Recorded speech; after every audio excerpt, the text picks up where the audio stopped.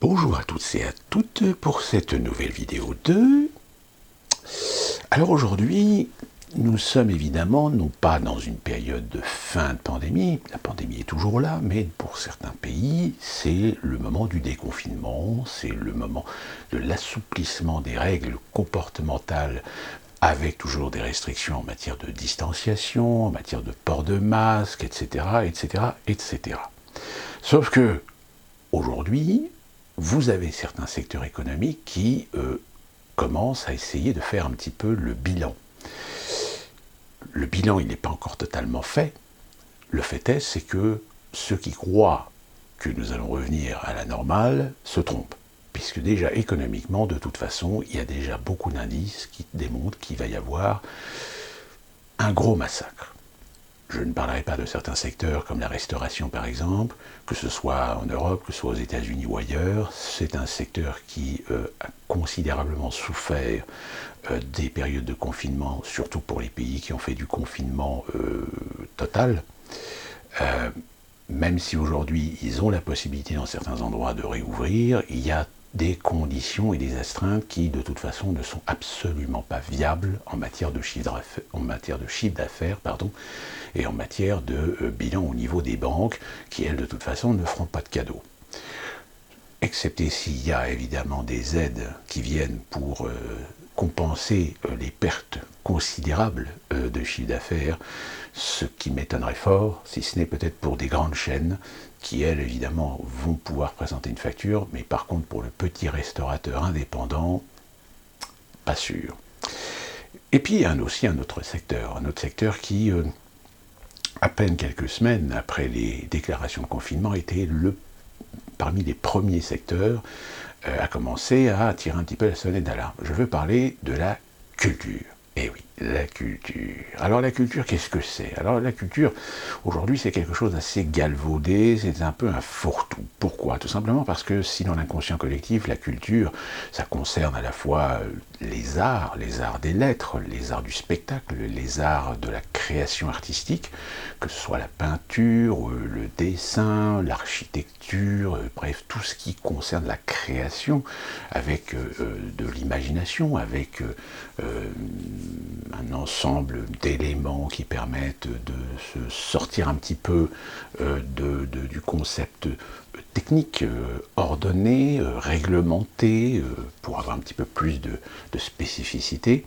Eh bien la culture aujourd'hui, elle intègre aussi d'autres éléments. Alors, ce dont on a entendu le plus parler, c'est évidemment le cinéma. Alors, plus particulièrement, les producteurs, les distributeurs et les exploitants. Alors, pour ceux qui ne connaîtraient pas trop la chose, les producteurs, c'est ceux qui financent, organisent, tournent les films.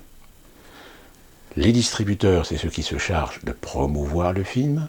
Alors, promouvoir le film aussi bien dans le pays dans lequel le film a été, dont la production est d'origine, et de le promouvoir à l'international. Et l'exploitant, eh ben, c'est tout simplement la salle de cinéma. Alors, la salle de cinéma, c'est à la fois des groupes nationaux qui possèdent une multitude de cinémas, comme ça peut être aussi des petits groupes locaux, des petits réseaux locaux, des réseaux même publics, des réseaux municipaux, comme ça peut être aussi des indépendants qui possèdent peut-être 1, 2, 3 cinémas.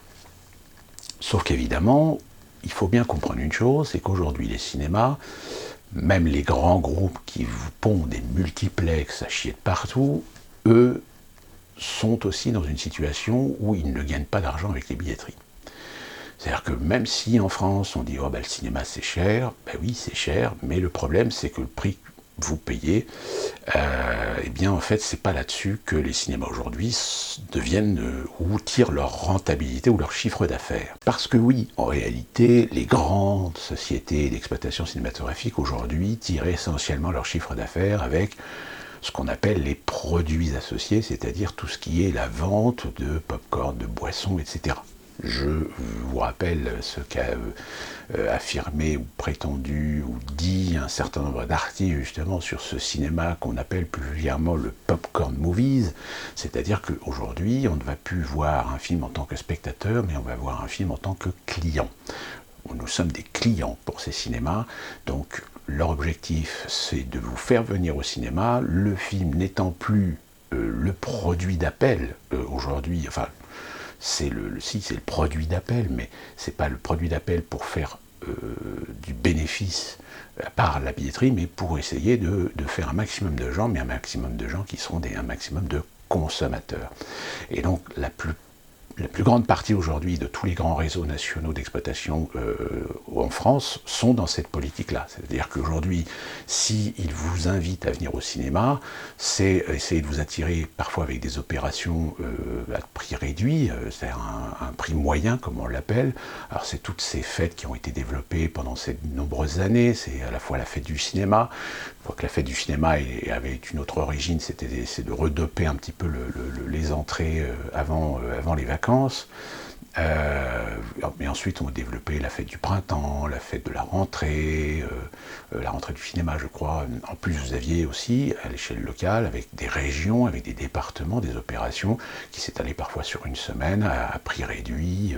C'était souvent à 5 euros, 6 euros, 7 euros la place, avec parfois même des exclusivités, etc. Enfin bon, je ne vais pas rentrer dans le détail de ce qui touche un peu les billetteries, ou comment fonctionnent les billetteries, les répartitions avec les taxes, etc. Parce que, allez, au bas mot, aujourd'hui, on peut considérer qu'un cinéma récupère entre 35 et 45% des recettes, parce que, évidemment, pour les films, il y a des contrats d'exploitation où les pourcentages peuvent être dégressifs pour le distributeur, suivant les périodes établies, si les films sont censés être exploités pendant 3, 4, 5, 6, 7 semaines dans les salles de cinéma. Alors après, vous avez les indépendants. Alors les indépendants, eux, quand ce sont des petits réseaux avec un certain nombre de cinémas, là pareil, eux aussi, il va falloir qu'ils trouvent le moyen d'avoir des revenus. Et c'est pour cette raison que, tout comme les cinémas indépendants, finalement, ou les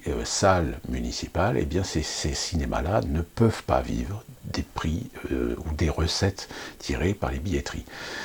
Donc ce sont des cinémas qu'on dit plus simplement des cinémas subventionnés. C'est-à-dire que ce sont des cinémas qui, suivant leur activité, suivant ce qu'ils apportent en matière d'exposition des films ou d'exploitation des films, eh bien, connaissent ont le bénéfice de subventions.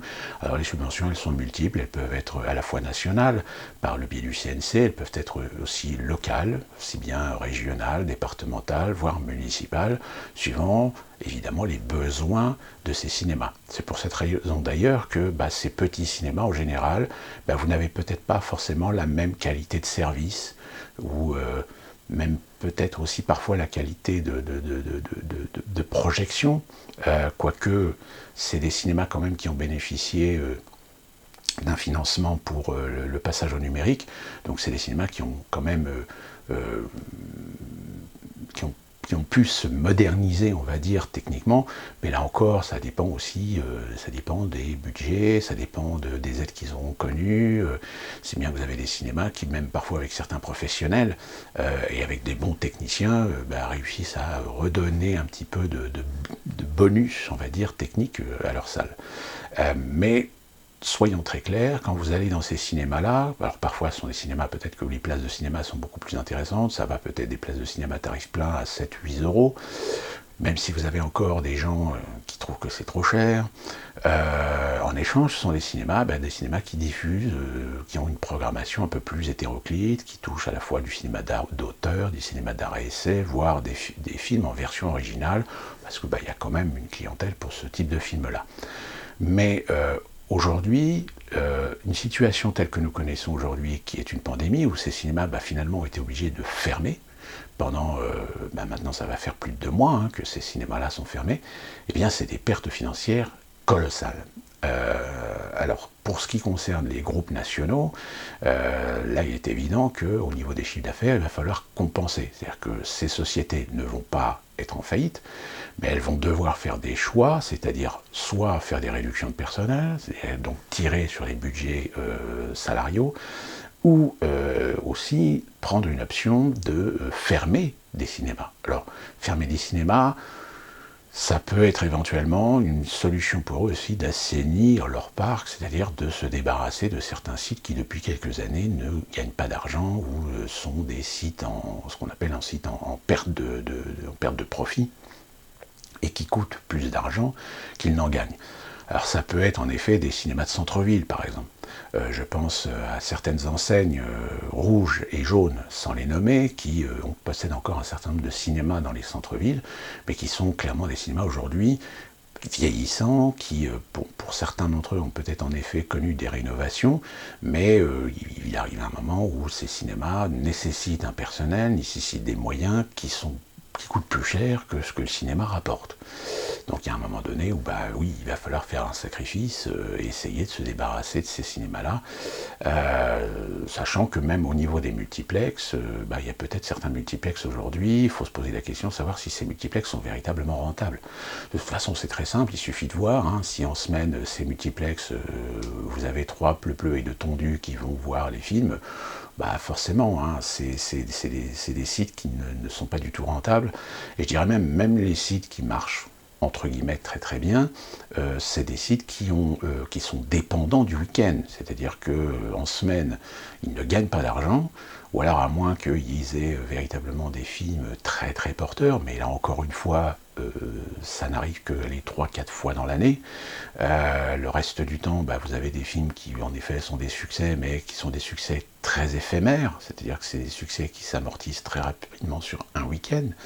Donc ces cinémas-là, aujourd'hui, font leur profit sur le week-end. C'est-à-dire que si ils n'ont pas de film porteur, s'ils n'ont pas de film exceptionnel, comme ça a été le cas par exemple pour les Avengers, le fameux Marvel, là évidemment tous les cinémas se sont gavés. Et puis en plus de ça, se sont gavés de façon à faire une offre, parce que aujourd'hui il y a des conditions techniques qui font que des gros blockbusters américains ou des gros blockbusters français, généralement ont une offre multiple, c'est-à-dire que vous pouvez voir le film en 2D, en 3D, en IMAX, en RealD, en RealD Atmos, en RealD 4DX, enfin je ne vais pas faire le détail de ces techniques-là. Donc ça veut dire que pour des cinémas qui ont 14, 16 ou 20 salles, c'est déjà, allez au bas mot, 5, 6 salles ou 7 salles ou 8 salles qui vont être utilisées pour un seul film, pour exploiter un seul film.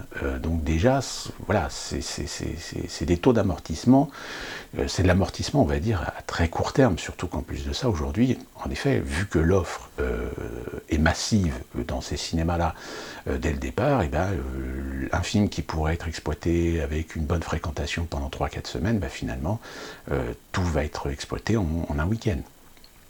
Donc ça, voilà, les multiplex, c'est la règle du jeu, si vous voulez.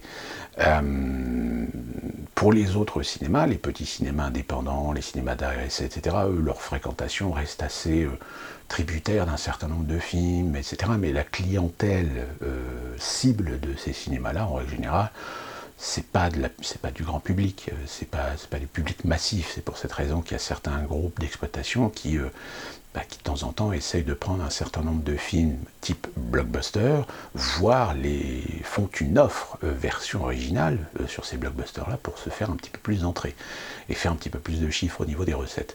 Donc voilà, vous voyez que le cinéma, en général, c'est quand même un domaine qui, au niveau de l'exploitation, est très fébrile, on va dire, même si on vous chante que l'année dernière, l'année 2019, a été une très bonne année de fréquentation, voire une fréquentation record. Le seul problème, c'est que la fréquentation record, ça dépend quel est le prix moyen du billet, parce que vous pouvez dire que vous avez fait 219 ou 220 millions d'entrées.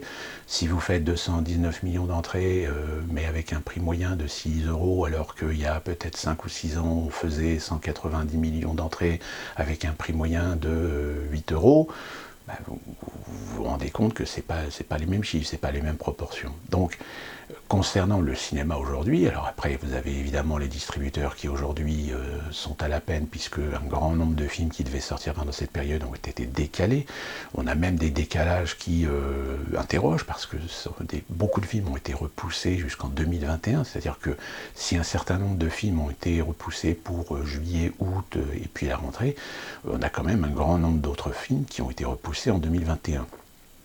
Tous les calendriers ont été évidemment chamboulés, puisque même les tournages ont été interrompus.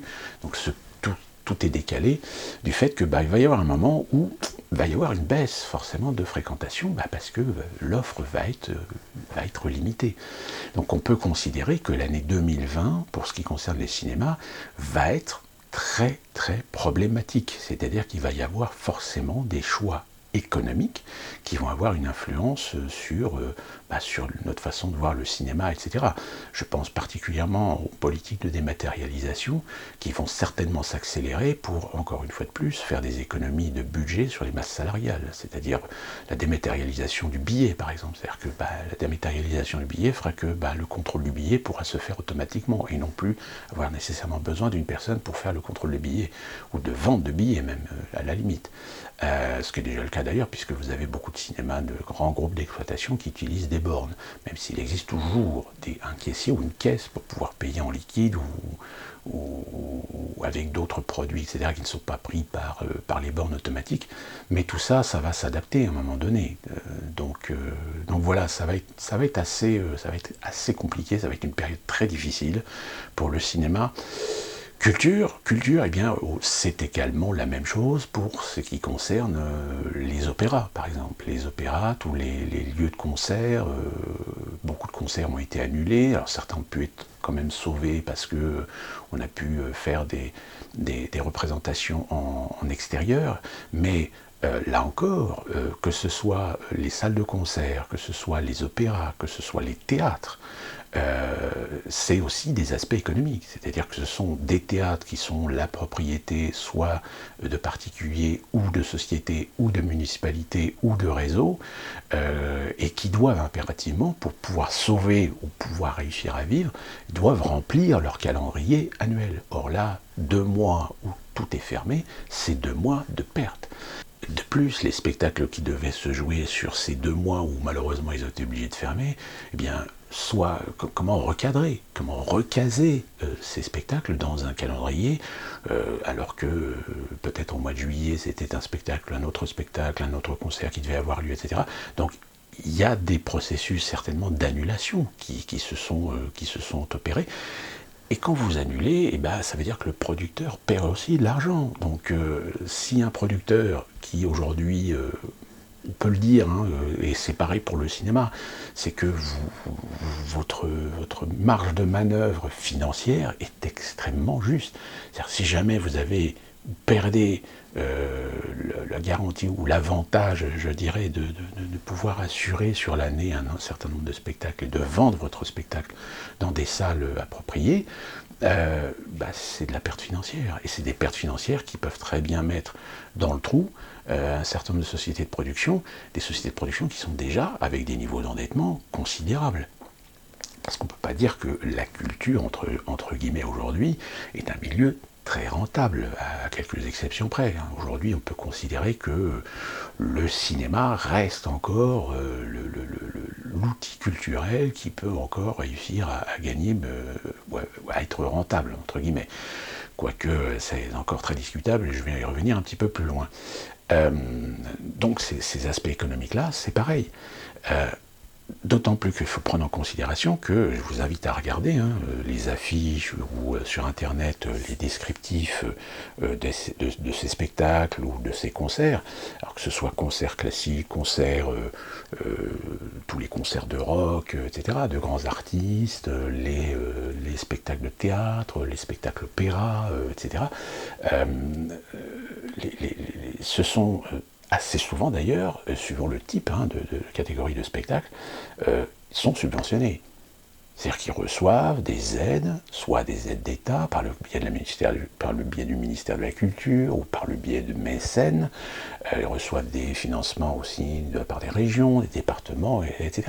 Je veux dire, aujourd'hui, un théâtre, par exemple, les fameux théâtres que vous voyez dans vos villes, voire imaginons dans l'inconscient collectif les fameux théâtres qu'on voit sur les boulevards parisiens, ces théâtres-là ne peuvent pas vivre uniquement des recettes de leur spectacle. Ils ont des aides financières, parce que la culture dans l'esprit français, c'est quand même quelque chose d'important. Donc il faut soutenir la culture. Ce soutien de la culture vient aussi dans vos modes de consommation. Et là, je vais y revenir un petit peu plus loin. Et c'est pareil pour les outils culturels. C'est-à-dire que les outils culturels, c'est quoi? C'est les supports, c'est les livres, donc culture littéraire, c'est la bande dessinée, c'est quoi d'autre? Il y a aussi dans ces milieux culturels tous les outils de loisirs, entre guillemets, quoique loisirs, ça c'est pareil. Dans culture aujourd'hui, on a aussi intégré le divertissement.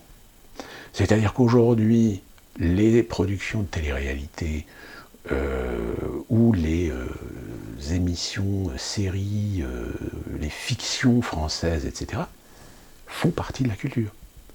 Parce qu'elles bénéficient, elles aussi, de subventions et d'aides, parce qu'elles font partie du développement de la culture, du développement je dirais, de la spécificité de la création française, qu'on a depuis maintenant, depuis 30 ans, oui, depuis 30 ans qu'on appelle plus communément l'exception culturelle. Cette fameuse exception culturelle qui fait qu'en France, on a en effet un avantage et un inconvénient de cette politique. Donc la culture, voilà, c'est un ensemble d'acteurs, un ensemble d'éléments, un ensemble d'activités, où si on y regarde de plus près, forcément, eh bien, on en revient toujours au problème économique. C'est-à-dire qu'il y a toujours des questions d'argent derrière. Alors même si on ne retire pas le fait qu'il y a aujourd'hui en France aussi des artistes qui sont des artistes bénévoles, des artistes qui vivent de très peu de choses, mais qui vivent de leur passion, qui vivent de leur art, et dans ce cas-là, ceux-là sont les plus honorables et les plus sages, à la rigueur.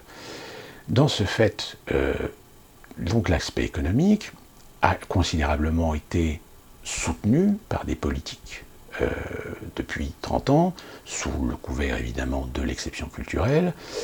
Et aujourd'hui, on peut constater que ça nous permet en effet d'avoir encore le bénéfice de pouvoir aller voir des spectacles et de ne pas être envahi par l'hégémonie d'un certain nombre d'acteurs internationaux, que ce soit dans le domaine du cinéma, dans le domaine de la musique, dans le domaine du spectacle.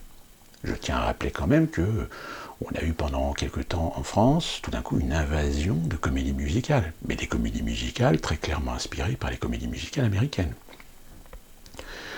Je n'ai rien contre les comédies musicales, c'est un divertissement comme un autre, le seul problème c'est que, bon, ça va qu'un temps, mais il y a un moment donné où on a vu des productions se lever sur des comédies musicales, sur tout et n'importe quoi, mais toujours à la limite sur des choses assez ancrées, je dirais, dans la culture populaire même. Donc voilà, et puis en plus de ça, je ne parle pas, je fais juste la petite parenthèse sur la récupération idéologique aussi, qui aujourd'hui fait son chemin dans le domaine de la culture, c'est-à-dire utiliser la culture pour glisser toujours les mêmes messages de tolérance, d'antiracisme, communautariste, etc. Donc oui, c'est l'exemple d'un spectacle, alors je ne sais plus si, je crois que c'était en Grande-Bretagne, je crois qu'ils ont monté un spectacle sur Jeanne d'Arc, où Jeanne d'Arc était jouée par une femme noire, par exemple. Bon, la diversité, moi je veux bien, mais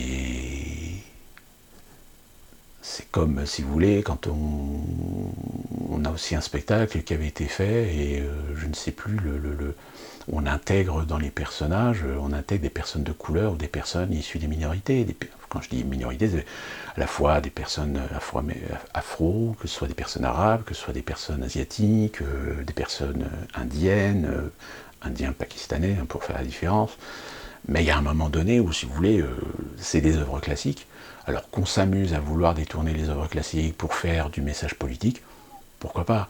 Mais il y a un moment donné, c'est un petit peu ridicule dans la démarche. Et puis, au bout d'un moment, ça peut aussi provoquer aussi des mécontentements, parce qu'on touche à des choses assez sacrées pour un certain nombre de gens. Enfin bon, bref, voilà, je ferme la petite parenthèse sur cette récupération, cet outillage, cette instrumentalisation de la culture à des fins politiques, qu'on retrouve d'ailleurs aussi dans le cinéma. Je veux dire, dans le cinéma aujourd'hui, plus particulièrement dans le cinéma français, et aussi dans le cinéma américain, il y a des films qui sont très clairement orientés pour essayer de glisser un certain nombre de messages politiquement corrects et de la pensée unique. Hein. Ça là-dessus, je pense que vous êtes tous suffisamment intelligents pour l'avoir compris et l'avoir vu et constaté. Donc de ce fait, en effet, la culture aujourd'hui est en face d'une situation où elle devrait peut-être se repenser. C'est-à-dire repenser à la fois le modèle dont elle dépend. Quand je dis modèle, c'est les modèles économiques, évidemment.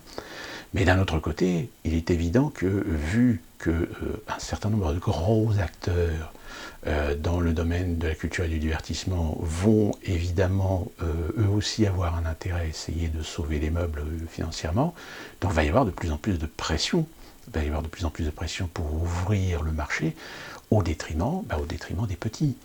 Hein, c'est-à-dire qu'aujourd'hui, il faut bien comprendre une chose, c'est qu'en effet, on peut être critique sur les modes de financement ou les modèles économiques du cinéma français, mais on a quand même un certain nombre de sociétés de production, de distribution, on a quand même un cinéma qui arrive à produire, je crois, plus de 250 films par an, avec une certaine diversité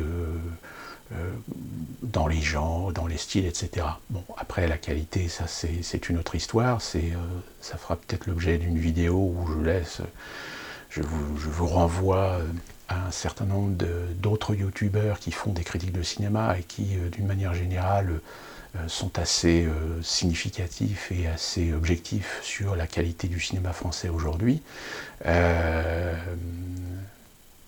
Du fait aussi d'ailleurs de ces conflits, hein, parce qu'il faut bien vous dire une chose, c'est que les modèles économiques du cinéma français ne peuvent pas servir la sauce à tout le monde aussi. Hein, c'est que il y a des conflits entre un certain nombre d'acteurs, quand je dis acteurs au sens général du terme, dans le modèle économique du cinéma, qui ont toujours des bons contacts, qui ont toujours les bonnes relations pour réussir à se faire produire des films qui, lorsqu'on lit les scénarios, etc., on se dit mais ces films-là c'est de la merde. Par contre, des jeunes réalisateurs, des jeunes scénaristes, etc., finalement n'arrivent pas à percer dans la sphère parce que ne sont pas introduits dans la sphère du cinéma français, parce qu'ils n'ont pas de relation, parce que, etc. Petite parenthèse d'ailleurs à ce propos-là, il faut savoir qu'aux États-Unis, à Hollywood, vous avez énormément de Français qui y travaillent aujourd'hui et qui arrivent à évoluer, qui arrivent à grandir. Je pense à des gens, même des réalisateurs qui sont repérés d'ailleurs par des sociétés de production américaines pour produire un certain nombre de films. Je ne vais pas donner de nom parce que j'ai plus les noms exacts en tête. Mais c'est assez impressionnant de se rendre compte que finalement, il y a bien une qualité. Il y a une qualité de culture française que les Américains savent utiliser à bon escient quand ils en ont besoin. Même dans d'autres domaines, hein, le domaine de la technologie, le domaine de la finance, etc. Donc ça veut dire qu'on a quand même une reconnaissance dans la qualité de notre façon de faire, même si, là aussi, hein, en matière d'éducation, en matière de professionnalisme, d'expérience, etc., malheureusement, ce qui s'impose le plus, c'est un petit peu les modèles américains, c'est-à-dire de la bêtise, de l'ignorance, etc. Mais là, pareil, c'est un autre sujet sur lequel on reviendra. Et donc, le cinéma français, oui, en effet, c'est un cinéma aussi de copinage. Hein. Comme je le dis souvent, regarder un film français, surtout les films français classifiés un petit peu à essai, d'auteur, etc. Regardez le contenu du film, regardez le générique, vous allez vous rendre compte qu'il y a quand même un gros souci. C'est-à-dire que vous avez des fois certains films, dans leur contenu, dans leur réalisation, dans leur montage, dans leur technicité, etc. Vous vous dites, à la limite, c'est un film qui aurait pu très bien être réalisé par des jeunes passionnés de cinéma d'une équipe de 20 ou 30 personnes. Et quand vous voyez le générique, ils sont parfois 500, 800, 1000, 1200 personnes à avoir travaillé sur ce film. Et là, vous vous posez la question, oui, en effet, mais où sont les 1200 personnes dans ce film-là? Ben, tout simplement parce que ce sont des films qui sont, en général, très financés, très subventionnés, et qui permettent de faire travailler des gens du cinéma. Et ainsi, préserver sous le prétexte de la culture, sous le prétexte de l'exception culturelle, de ne pas sauver l'art du cinéma, mais de sauver en fait les métiers, les acteurs, les employés, les salariés, les intermittents du spectacle du cinéma. C'est-à-dire qu'à la limite, le film n'est qu'une petite entreprise éphémère que l'on crée pour collecter des fonds et puis faire travailler des gens et les payer avec des salaires parfois pas forcément très à la hauteur de ce qu'on leur demande parfois de faire. Donc ça aussi, c'est des modèles économiques qui, s'ils n'existaient pas, le cinéma français, il y aurait déjà longtemps qu'il serait mort. C'est-à-dire qu'il serait au même niveau que le cinéma italien, espagnol, allemand. C'est-à-dire avec un niveau de production relativement plus bas que ce qu'il n'est actuellement. On a aussi, je parlais tout à l'heure des cinémas en début de vidéo, les cinémas d'exploitation, même les cinémas d'exploitation, vous avez encore la chance d'avoir des sociétés essentiellement françaises. Aujourd'hui, vous avez encore 2 groupes qui existent. Avant, ils étaient 3, maintenant, ils ne sont plus que 2. Vous avez UGC et vous avez Pathé. Bon, si vous avez les cinémas Gaumont, je vous le dis tout de suite, profitez-en parce que ces cinémas Gaumont vont disparaître. Ils ne vont pas disparaître en tant que physique, mais ils vont disparaître en tant qu'enseigne. C'est-à-dire que l'enseigne Gaumont aujourd'hui n'a plus rien à voir avec l'exploitation, puisque, pour la petite histoire, Pathé, Gaumont, en l'an 2000, je crois, ont fusionné leurs 2 sociétés d'exploitation. C'est-à-dire que ces 2 sociétés d'exploitation ont été mises au sein d'une société qui à l'époque s'appelait Europalace, qui ensuite a été renommée Cinéma Gaumont-Pathé. Sauf que Gaumont avait une part minoritaire dans le capital, pour des raisons financières, tout simplement parce que Gaumont c'est Nicolas Seydoux et Pathé c'est son frère Jérôme Seydoux, donc ils se sont plus ou moins un petit peu arrangés entre les deux pour pas être dans une politique de capitaliste absolu, où moi je te rachète et puis je te tue à la fin, etc. Bon, sauf que en effet, la politique Gaumont n'était pas du tout la même que celle de Pathé. C'est celle de Pathé qui s'est beaucoup plus appliquée dans la société d'exploitation, et puis finalement Gaumont, je crois il y a 2-3 ans, a fini par vendre ses parts. C'est-à-dire qu'aujourd'hui, les cinémas Gaumont-Pathé n'appartiennent que à Pathé. Et donc Pathé, logiquement, va tout simplement remplacer les enseignes Gaumont par sa propre enseigne Pathé. Voilà, ça c'est pour la petite histoire. C'est-à-dire, si vous avez un cinéma Gaumont, un multiplex Gaumont, eh bien profitez-en parce que ces cinémas vont à un moment donné passer sous enseigne Pathé. Ce qui est dommage parce que c'était quand même... Gaumont était une enseigne assez prestigieuse, dirons-nous. Donc petite parenthèse fermée. Donc c'est vrai que le cinéma reste quand même l'un des outils les plus importants, les plus lucratifs, on va dire, dans le domaine de la culture, même si certains diront oui, non, c'est le littéraire, c'est les supports culturels, etc. Oui, mais aujourd'hui, le numérique, il faut bien admettre qu'il a beaucoup changé les mentalités, a beaucoup changé les modes de consommation. Il suffit de voir aujourd'hui le nombre de réseaux de librairies, les réseaux commerciaux ou les petites librairies indépendantes. Aujourd'hui, elles sont en train de mourir les unes après les autres.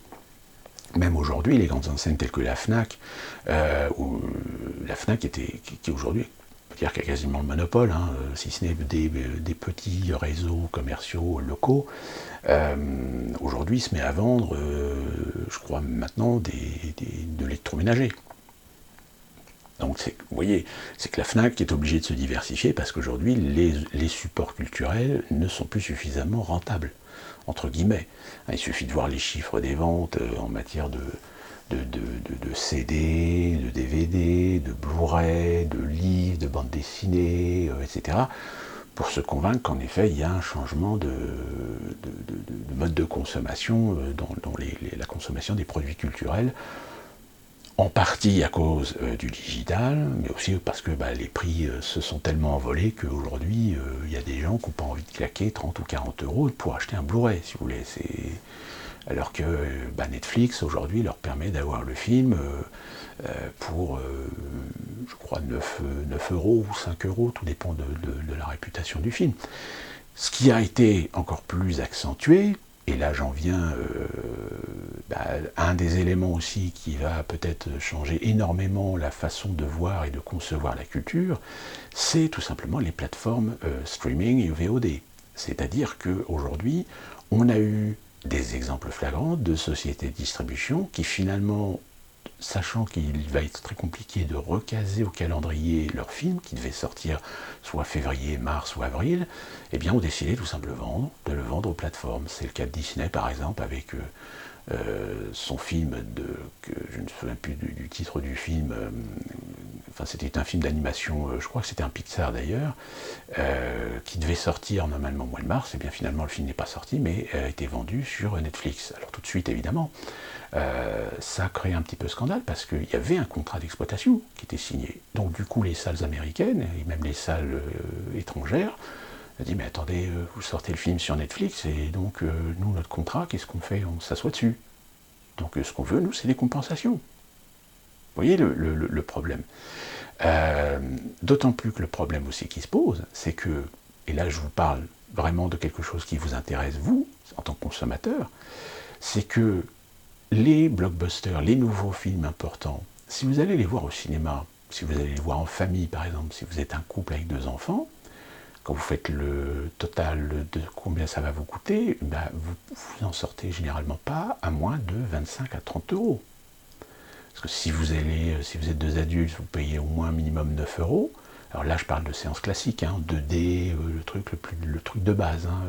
Je ne parle pas des IMAX ou Dolby Atmos, parce que alors là, déjà à 2, vous en tirez pas à moins de 30 euros. Donc quand vous y allez en famille, alors là, c'est quasiment vous pouvez déjà compter 50 à 60 euros, parce que si vous vous achetez un popcorn, un truc comme ça, donc, enfin bref, ça commence à devenir cher le spectacle cinéma. Et en plus de ça, la plateforme, elle, va vous l'offrir. Alors je crois me souvenir qu'aux États-Unis, le film en question de Pixar était à 19,99$. Donc 20 dollars en fait. Oui, sauf que si vous faites le calcul, vous dites ouais, 20 dollars c'est quand même cher, ouais, mais c'est une exclusivité. C'est un film qui devait sortir en salle et qui finalement sort sur Netflix. Ou sinon c'est Disney+. Pardon, Disney+. Oui, ils vont sortir leurs films sur leur plateforme, ça me paraît évident. Ouais, sauf que quand vous faites la comparaison, si vous aviez été voir le film en salle avec votre famille et en tant que couple et avec 2 enfants, finalement ça vous revient moins cher de le voir sur Disney+. En plus de ça, vous pouvez le voir au moment où vous voulez. Vous n'êtes pas coincé, vous n'êtes pas obligé de vous déplacer, vous n'êtes pas obligé de trouver une place de parking, vous n'êtes pas obligé de faire la queue parce que vous avez oublié d'acheter vos billets à l'avance ou toutes ces choses-là. Sans compter que si vous arrivez en retard, ça c'est pareil, dans les salles de cinéma, qu'on soit bien clair, si vous arrivez juste pile poil à l'heure de la séance, vous n'aurez jamais les bonnes places dans les salles. Ça c'est, dites-vous bien, surtout si c'est un film où il y a du monde, où tout le monde veut voir ce film-là en même temps. Dites-vous bien que si vous voulez des bonnes places dans une salle de cinéma pour aller voir un film qui vient de sortir, qui est un gros succès, prenez-vous-y toujours à l'avance, tout à l'avance. Au moins comme ça, parce qu'il y a beaucoup de gens qui achètent leurs billets par... alors c'est vrai que maintenant il y a le procédé des réservations. Alors c'est vrai que les réservations, ça peut en effet aider. Mais ceci dit, sur le plan financier, on en revient toujours au même. C'est-à-dire que les prix des places de cinéma aujourd'hui, quand vous y allez en couple avec 2 enfants, et finalement, ça vous coûte plus cher que de regarder le film sur Disney+. Voyez c'est là qu'aujourd'hui, les exploitants, les distributeurs, sont plutôt d'accord avec les producteurs, ou tout du moins certaines maisons de production. C'est-à-dire que aujourd'hui, ça remet en question toute la chaîne, finalement, du spectacle cinématographique. Donc ça, c'est pareil, ça va peut-être changer pas mal de dogmes, ça va peut-être changer pas mal de principes, même si à la limite, on est d'accord sur le fait qu'aujourd'hui, le système, personne ne veut le changer. Sauf que le problème, c'est que vous avez beaucoup de réseaux d'exploitation, vous avez beaucoup de cinémas qui ont fait tellement d'investissements technologiques, qu'aujourd'hui, ils ne peuvent pas se permettre de perdre de la clientèle, parce que le producteur a décidé de diffuser leur film sur une plateforme qui va coûter certainement moins cher aux clients finalement. Donc voilà, il y a beaucoup de paramètres qui aujourd'hui étaient connus, sur lesquels les professionnels et les gens de terrain étaient parfaitement conscients, mais n'étaient pas forcément très pris en compte pour développer des politiques commerciales ou budgétaires en matière de cinéma. Sauf que là, la pandémie aujourd'hui, elle a mis tout le monde, au pied du mur sur le fait que la fragilité de l'économie du cinéma, et voilà quoi, il va falloir repenser les choses finalement. Repenser les choses en effet, sauf que vous avez, comme je vous dis, des gros groupes comme Disney. Aujourd'hui Disney c'est un véritable empire, qui, je le rappelle pour ceux qui n'auraient pas suivi, l'année dernière s'est offert quand même la 20th Century Fox, donc c'est-à-dire qu'il a acheté tout le catalogue 20th Century Fox. C'est pour ça d'ailleurs que vous reverrez certainement bientôt des remakes, des reboots d'un certain nombre de films qui étaient à l'origine sous licence 20th Century Fox. Donc en effet, cette pandémie, au même titre d'ailleurs que beaucoup d'autres modèles économiques, a fait émerger véritablement la fragilité de ces modèles économiques en matière de culture. Pour les salles de spectacle, c'est pareil, même si encore une fois, les salles de spectacle, suivant le type de spectacle qu'ils diffusent, que ce soit des concerts ou des spectacles axés plus populaires ou des spectacles plus classiques, etc., eux aussi, de toute façon, si c'est des salles municipales, des salles régionales, etc., bon, ce sont des modèles économiques qui bénéficient d'un certain nombre de subventions, mais qui, eux aussi, budgétairement, vont devoir, à un moment donné, faire des choix. C'est-à-dire peut-être que le personnel présent sur ces établissements, peut-être que beaucoup d'entre eux ne sont peut-être pas nécessaires d'être gardés en temps plein, par exemple. Que peut très bien imaginer du temps partiel. Voire des salles de spectacle publiques, décider de passer sur des gestions privées. C'est-à-dire que la salle de spectacle reste bien publique, mais est gérée par des sociétés privées. Ce qui est déjà le cas d'ailleurs dans un certain nombre de salles de spectacle. Là aussi, ça va générer en effet peut-être des changements de politique par rapport à ça. En matière de culture, les conséquences de la pandémie sur la culture, vous avez évidemment aussi les festivals. Alors là, les festivals, évidemment, vous savez que le Festival d'Avignon, je crois que c'est 165 millions de budget alloués par subvention. Eh bien, les festivaliers ou les directeurs de festivals, etc., ils se sont assis dessus, puisqu'il n'y a pas eu de festival d'Avignon. Il n'y aura pas de festival d'Avignon au mois de juillet. Donc en plus de ça, quand vous faites des festivals, vous y prenez pas au dernier moment. Il y a toute une organisation qui se fait déjà 6 mois, 7 mois à l'avance. Donc ça veut dire qu'il y a des dépenses, mais des dépenses qui vont être couvertes par ce que vous allez recevoir en matière de subvention. Alors si la subvention, vous ne l'avez pas parce que vous ne pouvez pas, parce que le festival ne va pas avoir lieu, vous imaginez comment vous allez faire pour payer finalement des gens que vous avez déjà payés pour des prestations, des préparations, les locations de salles, etc. Alors en effet, il y a des assurances qui vont rentrer en ligne de compte, mais il va y avoir forcément des pertes. Et ces pertes, comment on va les payer? C'est le contribuable qui va payer. Le Festival de Cannes, c'est un festival, c'est le plus gros festival de cinéma en France, qui amène aussi beaucoup d'activités parallèles. C'est-à-dire qu'il y a un tourisme aussi. Toute l'activité touristique qui aurait dû avoir lieu en ce moment même, puisque je crois que c'est en ce moment même que le Festival de Cannes aurait dû avoir lieu, tous les acteurs économiques dépendants du festival, que ce soit l'hôtellerie, la restauration, le tourisme, ça va plomber les chiffres, ça va plomber les bilans. Sachant que les bilans peuvent et déterminent ce que budgétairement vous pouvez allouer pour l'année suivante. Or, si cette année vous n'avez pas atteint vos objectifs, si vous avez des pertes de 5, 10, 15% sur vos chiffres d'affaires, sur vos bilans comptables, pour l'année prochaine, les budgets,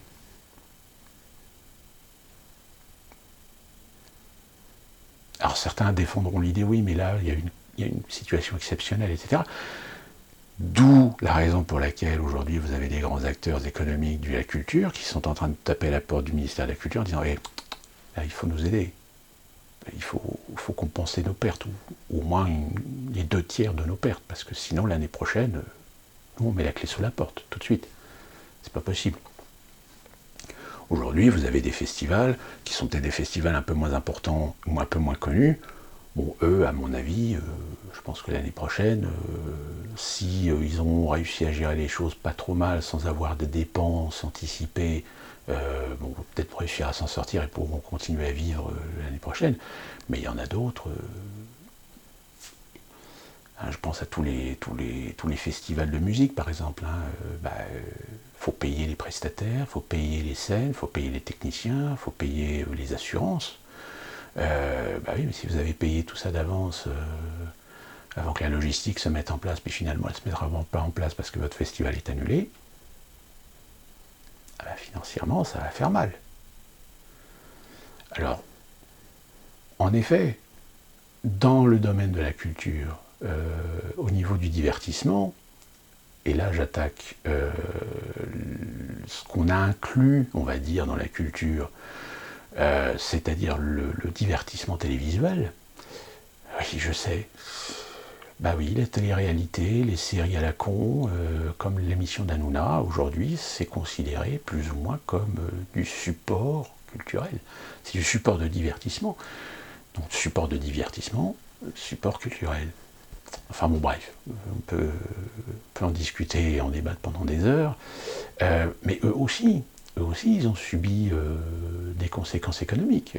C'est-à-dire qu'ils ont été obligés de faire, avec les moyens du bord, en faisant des émissions en visioconférence, etc. Mais sauf que derrière, vous avez quand même des studios, vous avez des sociétés de production, vous avez des employés.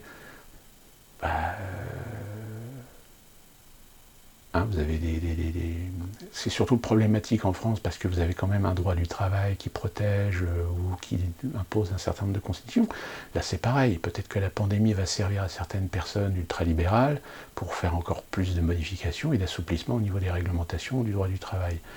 Mais vous avez par exemple aux États-Unis beaucoup d'entreprises du domaine de la culture, du domaine du divertissement, etc. Ils ont licencié tout le monde. C'est-à-dire tout le monde a été mis au chômage, pour pouvoir toucher le chômage, justement. Bon, par contre, le problème, c'est qu'une fois qu'ils vont réouvrir, ils n'ont pas l'obligation de vous reprendre. Vous voyez ce que je veux dire? C'est qu'en plus de ça, avec ce qui plane sur le fait que beaucoup d'entreprises, apparemment, vont peut-être appliquer les consignes de faire en sorte que les employés qu'ils avaient avant, si ceux-ci ont été atteints du Covid-19, ne seront pas rembauchés. Alors vous allez me dire, oui, mais c'est la discrimination. Oui, vous savez, aux États-Unis, on s'en branle. Parce que de toute façon, au niveau du droit du travail, l'employeur, il fait ce qu'il veut. Pour la petite anecdote, il faut savoir que, par exemple, vous avez en Caroline du Nord une loi qui permet à un employeur de vous virer sans avoir l'obligation de se justifier de votre licenciement. C'est-à-dire qu'il peut vous virer comme ça, puis au revoir. Mais pourquoi? Je ne suis pas obligé de vous dire pourquoi, la loi m'autorise à vous virer comme je veux. Point. Bon, en France, vous avez encore quelques sécurités, quelques garde-fous, quelques protections sociales sur ce domaine-là, mais est-ce que finalement la pandémie ne va pas justifier, ne va pas permettre à des gros acteurs économiques de faire pression sur l'État pour justement apporter encore plus de modifications sur la réglementation du travail? Ça aussi. Et pas uniquement pour les acteurs de la culture, je pense cela de façon plus générale. Donc la télévision, oui, elle aussi, elle a subi le contre-coup, c'est-à-dire qu'elle n'a pas eu une activité normale, c'est-à-dire qu'elle est obligée d'aller rechercher des vieux programmes sur lesquels elle avait des licences ou encore des droits de diffusion. Donc du coup, vous aviez des programmes à chier, sauf que les programmes à chier, est-ce qu'aujourd'hui, ils ont pu être entrés dans leurs frais considérant que peut-être les gens étant confinés chez eux, ils regardaient peut-être plus la télévision, ou pas franchement, parce que je pense que si on regarde aujourd'hui le nombre d'abonnements qu'ont eu Netflix, Amazon Prime, ou encore Disney+, qui finalement est apparu au bon moment, on peut dire qu'ils ont eu de la chance, finalement, puisque je crois qu'en France, Disney+, est arrivé début mars, ou fin février, je crois. Donc eux, là, ils peuvent remercier le bon Dieu d'être tombé au bon moment en France, parce que, évidemment, leur nombre d'abonnés a explosé suivant les objectifs. Donc à partir de là, en effet, les annonceurs aujourd'hui sont beaucoup plus difficiles à trouver. Déjà que ça fait depuis quelques années que certaines chaînes ont du mal à trouver des annonceurs. Parce que c'est pareil, au niveau des budgets publicitaires, vous avez beaucoup d'entreprises aujourd'hui qui n'ont plus les moyens de claquer 200 000 ou 300 000 ou 400 000 pour un espace en prime time pendant une semaine. Ça c'est pareil. Donc là encore, au niveau de la télévision, il va y avoir aussi des répercussions économiques. Est-ce qu'elles aussi, les télévisions, vont aller taper aux portes du ministère de la Culture ou de quel ministère, je ne sais pas, pour... Est-ce qu'on peut avoir une petite part du gâteau de ce qui va être donné pour aider les entreprises à tenir par rapport aux pertes de chiffre d'affaires à cause du coronavirus? Allez savoir, on n'en sait rien. Néanmoins, majoritairement, il est évident qu'en matière de produits culturels, ce sont les distributeurs numériques qui ont été certainement les plus gagnants dans l'histoire. Mais aujourd'hui, la pandémie aura certainement mis en valeur, mis en évidence que le traditionnalisme d'usage dans un certain nombre de secteurs culturels, eh bien aujourd'hui a été mis devant ses faiblesses, devant ses fragilités, et que forcément va y avoir des conséquences. Alors, avant de terminer cette vidéo, en ce qui concerne, c'est vrai que j'ai parlé beaucoup de cinéma, parce que le cinéma, c'est quand même aujourd'hui le support culturel, on va dire, l'outil de divertissement culturel le plus fréquenté, le plus populaire, entre guillemets. Je finirai cette vidéo en vous disant que, de toute façon, ça fait depuis plusieurs années que les modèles économiques en matière culturelle étaient fragilisés, comme beaucoup d'autres secteurs d'ailleurs, mais on réussissait plus ou moins à tenir un petit peu la barre, à faire de l'illusoire, à convaincre que ça marchait bien. La preuve, je vous ai donné l'exemple qu'en France, on a l'année dernière dépassé apparemment, on a fait un record du nombre d'entrées. Oui, sauf qu'en France, on parle en nombre d'entrées, alors que dans tous les autres pays, on parle en recettes. Et là, évidemment, quand on commence à parler en recettes, ça change tout. Mais voilà, c'est ce problème qu'on a d'approche avec l'argent dans la culture française qui fait qu'en France, on ne parlera que très peu en recettes, mais on parlera toujours en entrées. Mais comme je vous l'ai expliqué tout à l'heure, si vous faites des entrées, 200 millions d'entrées avec un prix moyen à 7 €, alors que si vous aviez fait 150 millions d'entrées à un prix moyen peut-être de 9 €, c'est pas le même prix, c'est pas les mêmes valeurs. Que puis-je rajouter de plus sur les conséquences aujourd'hui en matière culturelle de la pandémie? Eh bien que forcément nos modes de consommation vont certainement être différents, que malheureusement les questions économiques ne sont pas réglées, au contraire, aujourd'hui on essaie de faire un petit peu de l'épongeage, mais ça ne va pas suffire, il y a forcément à un moment donné des décisions et des conséquences qui vont survenir, et qui vont avoir certainement des conséquences sur les modes même de consommation culturelle, c'est-à-dire que peut-être les gens vont plus se porter vers des supports numériques moins chers, vont peut-être se porter plus sur un certain nombre de films, c'est-à-dire qu'ils n'iront peut-être pas dans les salles de cinéma pour voir autant de films qu'ils avaient avant. Déjà, depuis quelques années, c'était le cas. Depuis quelques années, on se rend compte qu'il y a beaucoup de gens qui se déplacent pour des gros films, mais qui se déplacent de moins en moins pour d'autres films qui ont tout autant une valeur, je dirais, intéressante, qualitative, etc. Mais il y a beaucoup de gens aujourd'hui qui attendent finalement que ces films sortent sur des plateformes numériques au lieu d'aller au cinéma, parce que la sortie cinéma, aujourd'hui, pour beaucoup de gens, ça devient presque du luxe. Alors évidemment, comme le dit très justement Vincent Cassel dans son interview chez Combini, et qu'il a répété d'ailleurs dans une interview ici aux États-Unis, c'est que le problème, c'est qu'aujourd'hui, le cinéma va s'abreuver de plus en plus de produits blockbusters, de super-héros, de reboot, de remake, etc., mais qui sont au final des popcorn movies, au détriment de l'originalité, au détriment de la diversité, et d'ailleurs c'est ce qu'on voit dans la plupart des réseaux d'exploitation nationaux, c'est-à-dire que toutes les grandes salles multiplex, etc., aujourd'hui, ont une offre de plus en plus limitée. Sans parler des copinages qu'il y a parfois avec certains distributeurs ou certains directeurs de salles essayent de garder un film au maximum pour qu'il fasse un maximum d'entrées, etc. Mais le problème, c'est que c'est une ou deux salles qui sont en moins pour d'autres films qui auraient pu sortir, mais qui ne sortiront pas dans ces salles-là. Donc voilà, parce que ça aussi, hein, c'est des pratiques qui sont assez courantes, même si il y a aujourd'hui un pouvoir centralisé de plus en plus important du fait du numérique et du fait que de moins en moins les salles auront la capacité, la liberté de choisir comment mettre leur film, où mettre leur film, dans quelle salle, etc. Parce que ça sera, d'ailleurs c'est peut-être déjà le cas, hein, ça va être compliqué, c'est-à-dire que finalement il y aura de moins en moins de diversité dans les salles qui offriront un spectacle cinématographique de qualité, techniquement parlant, hein, j'entends bien.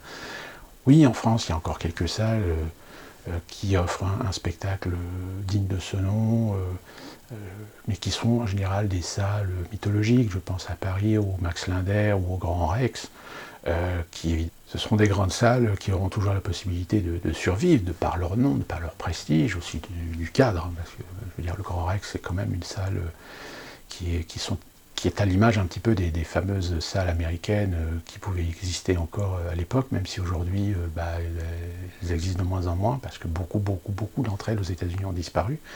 Aux États-Unis, c'est pareil, hein, il faut savoir que de toute façon l'exploitation n'est pas au mieux de sa forme, pour les mêmes raisons, hein, c'est-à-dire que vous avez des gens qui se déplacent de plus en plus pour des gros films, mais de moins en moins pour d'autres films, et aussi parce que le coût du cinéma aujourd'hui devient de plus en plus prohibitif à cause de ces politiques qui sont les mêmes appliquées aujourd'hui en France, hein, c'est-à-dire qu'on essaie de faire une œuvre technologique pour compenser aujourd'hui l'avènement des plateformes numériques telles que Netflix et compagnie, mais au final avec des prix qui ne sont pas du tout abordables pour les petites bourses. Je veux dire, quand vous allez voir un film en IMAX, c'est tout de suite 15 €. Enfin voilà, je veux dire, c'est quand même... donc du coup, les films qui sont présentés en IMAX, les gens ils vont voir que un ou deux films, ceux qu'ils ont vraiment envie de voir dans de très bonne qualité, mais c'est pas des familles, couples avec 2 enfants qui vont aller voir un film en IMAX, sauf évidemment ceux qui ont vraiment les moyens de se le payer. Mais en général, c'est pas une proportion suffisante pour développer du chiffre d'affaires d'un cinéma, et qui plus est des cinémas qui sont équipés avec justement ces salles technologiques sur lesquelles ils doivent aussi rétribuer une partie du prix du billet à ces sociétés, parce que ce sont des licences, hein. Donc voilà, je veux dire, le modèle économique du cinéma aujourd'hui est en face de son miroir, est en face de ses faiblesses, de ses fragilités, et que peut-être ça va peut-être à un moment donné faire réagir pour peut-être changer de politique, prendre de nouvelles orientations. Alors après, les orientations, elles sont peut-être bonnes, mauvaises, peu importe. Moi, j'ai bien peur, malheureusement, qu'en France, on tire encore sur les budgets en interne, au détriment peut-être même de la sécurité du public dans certains sites, hein. Je pense que c'est peut-être déjà le cas d'ailleurs, hein, parce que ça c'est pareil, hein, l'insécurité aujourd'hui, elle se développe de plus en plus, on le voit, hein, et même dans les lieux de spectacle. Donc dans les lieux de spectacle, si vous n'avez pas de sécurité, ou si vous ne mettez pas la sécurité qu'il faut, il y a un moment donné où les gens vont se sentir très mal à l'aise, très en insécurité, et ils ne reviendront plus. Hein, moi, je connais des gens, c'est ça. Il y a des gens qui me disaient, moi, je ne vais plus au cinéma parce que déjà, 1, c'est froid, 2, tu as l'impression d'être tout seul, et 3, tu ne te sens pas en sécurité parce que tu sens qu'à un moment donné, des individus louches ou qui foutent n'importe quoi, qui foutent le bordel dans les salles, et le pire, c'est qu'il n'y a personne qui intervient. Hein, parce que les politiques commerciales, c'est, voilà, on file des invites. Ah oui, mais voilà, on achète la complaisance des gens en filant des invitations. Voilà, c'est-à-dire que pour un budget réduit en sécurité, les clients qui se plaindront d'un problème de sécurité, on filera les invitations. On achète la complaisance. Oui, sauf que le problème, c'est que même avec une invitation, si tu reviens avec une invitation et que tu as encore une salle avec des problèmes ou une projection de merde, bah, au bout d'un moment, ton invitation, tu peux te la carrer où je pense, parce que c'est bon, il y en aura le bol. Et ça, c'est pareil, ça risque de provoquer une chute de fréquentation tôt ou tard. Je terminerai cette vidéo avec cet exemple en situation actuelle. Il faut savoir qu'en Chine, ils ont réouvert les salles de cinéma il y a plusieurs semaines de cela, sauf que il y a certains groupes qui ont fini par les refermer, parce que malheureusement, il n'y a quasiment personne qui est allé au cinéma, parce que il y a cette psychose encore de la contamination, et que évidemment tous les lieux clos, tous les lieux publics, de spectacle, etc., va forcément à un moment donné poser le problème psychologique aux gens, de se dire pourquoi j'irai dans ces salles-là, pourquoi j'irai dans ces spectacles-là, où forcément, oui, on va te convaincre qu'on met de la distanciation, mais là encore, la distanciation, ça va poser le même problème que vous avez eu avec les compagnies aériennes. C'est que les compagnies aériennes disent, mais attendez, vous nous demandez de supprimer la moitié de nos sièges pour respecter la distanciation des gens. Dans ce cas-là, on augmente les prix, on compense. Les salles de cinéma, les théâtres, les opéras, les salles de concert, ça va être pareil. C'est-à-dire, dans une salle de concert, allez faire respecter la distanciation. C'est débile. Allez dire à un producteur, vous pouviez vendre 2400 billets, non, vous en vendrez que 1800 ou 1500 pour respecter les distanciations dans la salle. Et vous croyez que les salles vont payer des gens pour aller dans les salles pour faire respecter la distanciation? Non mais on est dans des modèles là, qui sont totalement ingérables. Et les salles de cinéma, c'est pareil. Dire qu'on va condamner un siège sur deux. Vous croyez que le couple qui va aller voir un film, ils vont se laisser séparer par un siège? Non, ils vont péter l'entrave qu'il y a entre les deux sièges, si tant est d'ailleurs que les cinémas mettent des entraves. C'est ingérable. C'est ingérable. Et même si vous mettez du personnel pour aller vérifier si les gens respectent bien la distanciation dans les salles, qu'est-ce que vous voulez que ça fasse? Vous allez avoir des gens qui vont voir le mec arriver, qui va dire « Excusez-moi, mais vous devez respecter un siège. » Le client va dire « Va te faire foutre, dégage, tu nous emmerdes. Je suis client, j'ai payé, je vois mon film, ma femme est à côté de moi, donc qu'est-ce que tu viens m'emmerder ?» Surtout en France, on est quand même, voilà, c'est la France, un pays discipliné, donc les comportements civiques, c'est pas la garantie chez tout le monde. Donc voilà, ça va rajouter encore en plus un problème sur cette année en matière économique pour ces lieux de spectacle, pour ces lieux de culture, entre guillemets. Ça y est, je viens, parce que je savais que j'avais oublié quelque chose dans le domaine de la culture, ou tout du moins les conséquences économiques dans les milieux de la culture, c'est évidemment les musées. Les musées, c'est pareil. Alors les musées peuvent appliquer peut-être en effet les mêmes règles que sont appliquées dans des grands commerces, c'est-à-dire comptabiliser les entrées et les sorties pour éviter d'avoir un maximum de gens à l'intérieur. Mais là, pareil, comment voulez-vous faire respecter les distanciations dans ces lieux-là? Pas sûr. J'imagine mal au Louvre, vu l'étendue du site, j'imagine mal Versailles, j'imagine mal dans les châteaux, dans les cathédrales, faire respecter les distanciations dans ces lieux publics-là. Enfin, c'est ingérable. C'est ingérable. Puis c'est mettre du coût supplémentaire, évidemment, dans les organismes, dans les sociétés, dans les entreprises qui possèdent ces lieux publics. Aujourd'hui, aux États-Unis encore, le coût de l'emploi peut permettre à certaines entreprises d'embaucher des gens pour aider l'organisation, justement dans le cadre du respect des distanciations, etc. En France, vous croyez que les entreprises vont payer une personne pour être à l'extérieur et compter les gens qui rentrent et qui sortent? Surtout qu'en France, ça va être plutôt la politique du dégraissage en matière de budget de masse salariale que d'embaucher des gens en plus. Faut arrêter de déconner. Voilà, on va mettre ça sur le dos des entreprises de sécurité, par exemple. Mais là, pareil, je veux dire, les entreprises de sécurité, c'est pas des entreprises de gestion sanitaire. qu'on soit bien clair sur la question. Enfin voilà, tout ça pour encore dire une fois de plus que l'économie dans un modèle culturel va certainement évoluer, va certainement obliger de revoir la copie sur la façon de faire, sur la façon de voir. Les modes de consommation aussi vont certainement aider à dissuader les acteurs économiques, que ce soit du cinéma, du spectacle, des concerts, du théâtre, des opéras, des musées et aussi des réseaux de distribution de produits culturels, à revoir leur copie sur leurs modèles économiques. Et vu que tous ces acteurs-là, toutes ces entreprises, tous ces secteurs étaient déjà pas en très bonne forme économiquement parlant, il y a de fortes chances qu'à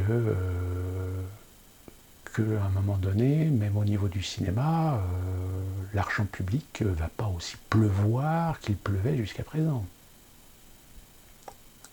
Évidemment, peut-être que certains crieront au scandale, l'exception culturelle, etc.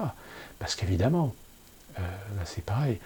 Ça fera l'objet peut-être d'une vidéo sur le cinéma français, sur ses rouages, ses coulisses, etc. Mais comme je l'ai dit tout à l'heure, c'est que dans le cinéma français, même dans cette sphère très fermée, vous avez des copinages. C'est-à-dire que c'est toujours les mêmes qui touchent les subventions au détriment des autres, qui pourraient faire des films peut-être plus de chances de fonctionner. Allez savoir. Sans parler aussi de tous les glissements idéologiques, etc. Ça aussi c'est pareil, il y a un moment donné où il va falloir faire des choix, parce que faire des produits culturels dans lesquels on essaie de glisser des messages idéologiques, il y a un moment donné où les gens, pareil, ils en auront le cul, ils en auront le bol. Ils en auront le bol de se faire... même des fois dans certains films, dans certains films, dans certains livres, dans certains supports culturels, je pense qu'il y a beaucoup de gens qui en ont marre de voir qu'ils se font passer pour ce qu'ils ne sont pas. Et qu'on valorise un certain type de comportement, etc. Alors que... enfin voilà, je veux dire, il n'y a pas besoin de faire un dessin là-dessus. Là aussi, ça c'est idéologiquement... l'idéologie qui est utilisée à des fins de manipulation, de conditionnement, etc. dans les produits culturels, dans les productions culturelles, ça aussi, à un moment donné, il va falloir faire des choix. C'est-à-dire que c'est bien gentil de faire des films contre le racisme, si le film il ne fait pas 200 000 entrées, c'est un échec. Même quand on essaie de le garder presque 3 mois à l'écran, pour le tirer au maximum. Pareil pour des albums. Quand vous avez des albums de certaines célébrités de la chanson, mais qui sont représentatifs de certaines minorités, et qu'on vous dit, ouais, il a fait 1 million d'albums. Il a vendu 1 million d'albums. Non, il n'a pas vendu 1 million d'albums, il a vendu 1 million d'albums à des distributeurs. Mais les gens qui ont acheté l'album, ça se trouve, il y en a peut-être que 100 000 ou 200 000. À tout casser. Vous voyez, c'est pareil, ces modèles économiques-là, il y a un moment donné, il va falloir les repenser. Enfin voilà, c'était une vidéo pour vous donner des éléments de réflexion et d'information sur la culture et le modèle économique post-pandémique.